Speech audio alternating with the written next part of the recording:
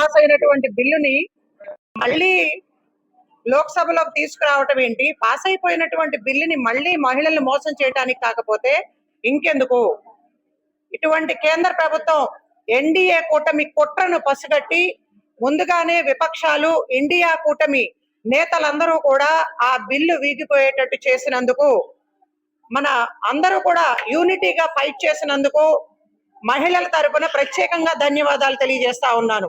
అది పెద్ద కుట్ర, ప్రజాస్వామ్యం పైన దాడి, మహిళల్ని అవమానించే విధంగా ఈ రోజున భారతీయ జనతా పార్టీ వాళ్ళకి సహకరిస్తున్నటువంటి కూటమి పార్టీలన్నీ కూడా అవమానిస్తా ఉన్నాయి. దానికి బాధ్యత తీసుకొని ప్రధాని మోడీ భారతదేశ మహిళలకు క్షమాపణ చెప్పాలి అని చెప్పి డిమాండ్ చేస్తా ఉన్నారు.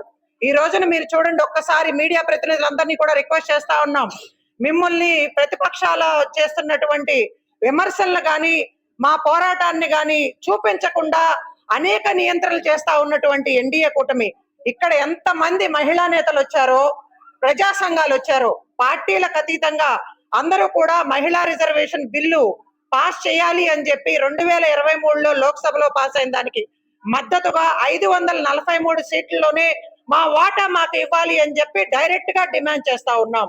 అదే విధంగా సెన్సెన్స్ అనే పేరు తీసుకొచ్చి మళ్ళీ దేశ ప్రజల్ని మోసం చేయటం. మరి మీరు అందరికీ రిజర్వేషన్స్ కల్పించేటప్పుడు ఇందులో ఓబీసీలు కూడా అన్యాయం కాబడతా ఉన్నారు, వాళ్ళకు కూడా న్యాయం చేయాలి కదా. 2011 సెన్సస్ ప్రకారం మహిళా రిజర్వేషన్ బిల్ అమలేంటి? మరి ఆ తర్వాత వచ్చినటువంటి ఈ కులాలు కానీ వీటన్నిటినీ కానీ మీరు ఎక్కడ గౌరవిస్తా ఉన్నారు? దాన్నే ప్రత్యక్షంగా ఇండియా కూటమి అందరం కూడా ప్రజాస్వామ్య బద్ధంగా లోబడి నిర్ణయం తీసుకోవాలి అని చెప్పి పార్లమెంట్ సాక్షిగా డిమాండ్ చేయటం జరిగింది. మరీ ముఖ్యంగా ఆంధ్రప్రదేశ్ లో ఉన్నటువంటి ఎన్డీఏ కూటమి, చంద్రబాబు నాయుడు గారు, పవన్ కళ్యాణ్ గారు, జగన్మోహన్ రెడ్డి గారు, ఏమయ్యా మీకు సిగ్గనిపించట్లేదా? ప్రశ్నిస్తా అన్నటువంటి పవన్ కళ్యాణ్, గన్ కంటే ఫాస్ట్ గా వస్తానన్నటువంటి జగనన్న, ఆడపడుచులందరికీ అండగా ఉంటాను, పెద్దన్నగా ఉంటాను అని చెప్పినటువంటి చంద్రబాబు నాయుడు గారు అసెంబ్లీలో తీర్మానం చేస్తా ఉంటారు. కానీ మీరు అక్కడికి వెళ్ళేటప్పటికి భారతీయ జనతా పార్టీ కుట్రతో చేతులు కలిపి ఈ రోజున మహిళలకు అన్యాయం చేస్తా ఉంటారా? ఇందులో ప్రత్యక్ష బాధ్యత మీరు కూడా ఉంది. ఈ కుట్రలన్నిటినీ కూడా ప్రజలందరూ గమనిస్తా ఉన్నారు.